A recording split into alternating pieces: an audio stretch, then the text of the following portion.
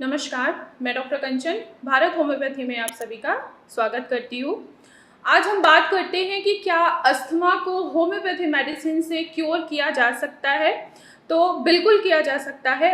Asthma को homeopathy medicine से पूरी तरीके से ठीक किया जा सकता है, इवन कि क्योर किया जा सकता है। तो सबसे पहले समझते हैं आखिर होम्योपैथी क्या है। होम्योपैथी ये एक शब्द बना है ग्रीक वर्ड से, यानी कि होमो का मतलब होता है सिमिलर और पैथी का मतलब होता है सफरिंग। अगर हम इसको और भी सिंपल इसका अर्थ समझे तो यानी कि आपकी जो बीमारी है वो उसको कैसे ठीक किया जाता है, यानी कि बिल्कुल माइन्यूट सिमिलर डोज देके उसको ठीक किया जाता है। चाहे कोई कुछ भी हो, चाहे वो अस्थमा हो, चाहे वो फीवर हो, चाहे किसी भी तरीके की एलर्जी क्यों ना हो, पेशेंट को टोटल जो हम मेडिसिन देते हैं पेशेंट के जो रिक्वायरमेंट है, यानी कि क्या उसको क्या ऐसी पॉइंट है जो वो ट्रिगर कर रही है, उसके बेसिस पे ही होम्योपैथी मेडिसिन सेलेक्ट की जाती है। तो सबसे पहले अगर देखा जाए कि होम्योपैथी में हम क्या करते हैं कि अस्थमा का पेशेंट पूरी तरीके से क्योर होता है, तो फर्स्ट ऑफ ऑल पहले हम समझते हैं आखिर पेशेंट को किस चीज़ से ज़्यादा प्रॉब्लम आ रही है, ऐसे क्या रीज़न है, ऐसे क्या कारण है जिसके वजह से पेशेंट को अस्थमा बार बार उभर के आ रहा है या उसकी बॉडी में अस्थमा डेवलप हुआ है। दूसरा देखा जाता है कि ऐसे कौन सा ट्रिगर पॉइंट है कि पेशेंट को किसी न किसी चीज़ से पेशेंट हमेशा एलर्जिक है, तो वो ट्रिगर पॉइंट हम ज़्यादा देखते हैं कि किस चीज़ से आखिर पेशेंट ट्रिगर हो रहा है। वो ट्रिगर पॉइंट कुछ भी हो सकता है, जैसे कि पेशेंट किसी परफ्यूम से एलर्जिक है, यानी कि उसको खुशबू से एलर्जी हो रहा है, इवन कि फूलों की जो खुशबू होती है पेशेंट उन चीज़ों से भी वो एलर्जिक होता है। तो ऐसे ट्रिगर पॉइंट हम पेशेंट में ढूंढते हैं, इवन कि पेशेंट के मुंह से खुद हम उगलवाते हैं कि ऐसे कौन सा ट्रिगर पॉइंट है जिसके वजह से पेशेंट जो है वो एलर्जी से सफ़र कर रहा है, उसकी खांसी बढ़ रही है, उसको सांस लेने में तकलीफ हो रहा है, इवन कि वो अस्थमा से भी सफ़र कर रहा है। थर्ड हम ये देखते हैं कि आखिर उसका इम्यून सिस्टम कितना हाइपर एक्टिव हुआ है किसी चीज़ को लेकर। वो कुछ भी हो सकता है, उसके बिहेवियर को चेक किया जाता है, फिजिकल मेंटल और इमोशनल चीज़ों को देखा जाता है कि पेशेंट आखिर किस चीज़ से इतना ज़्यादा वो इमोशनली अटैच है कि वो चीज़ उससे दूर हुई तो पेशेंट को अस्थमा के अटैक आने स्टार्ट हो गए।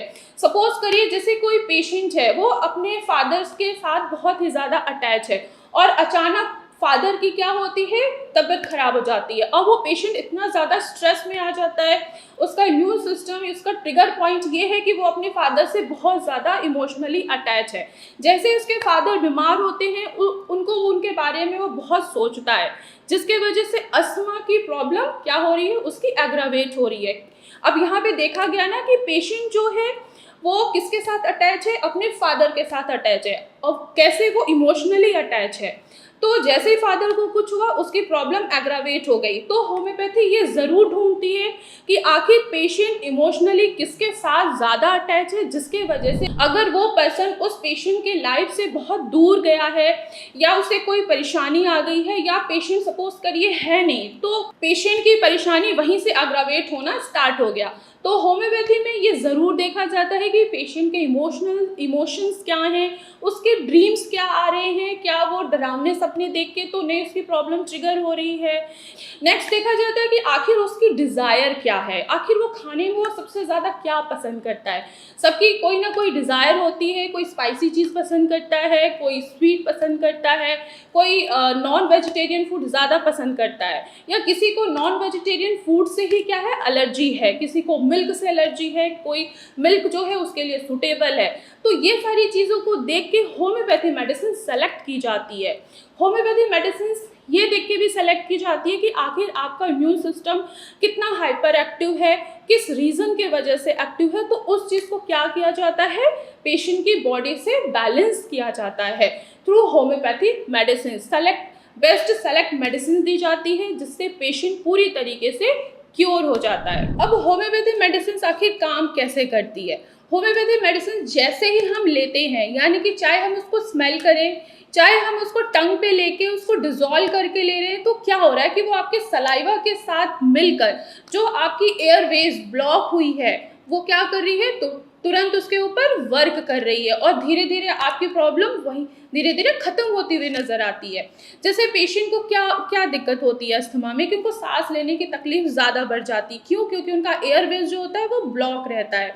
सेम जैसे ही हम होम्योपैथी मेडिसिन देते हैं, तुरंत वो हमारे सलाइवा के साथ मिक्स होके वो सीधे आपके एयरवेज जो ब्लॉक हुआ है उसको धीरे धीरे ओपन करती है, जिसके वजह से आपको सांस लेने में तकलीफ नहीं होती है और म्यूकस का प्रोडक्शन नहीं होता है। जब म्यूकस का प्रोडक्शन ही नहीं होगा तो आपको सांस लेने में तकलीफ कम होगी और धीरे धीरे आपका अस्थमा क्योर होता चला जाएगा। ये आपके इम्यून सिस्टम पे काम करती है और आपके इम्यून सिस्टम को वो हेल्दी बनाती है। होप सो अब आप लोगों को समझ में आ गया होगा कि आखिर होम्योपैथी मेडिसिन कैसे काम करती हैं। तो आज की वीडियो में बस इतना ही, फिर मैं मिलूंगी आपको नेक्स्ट वीडियो में। तब तक के लिए धन्यवाद।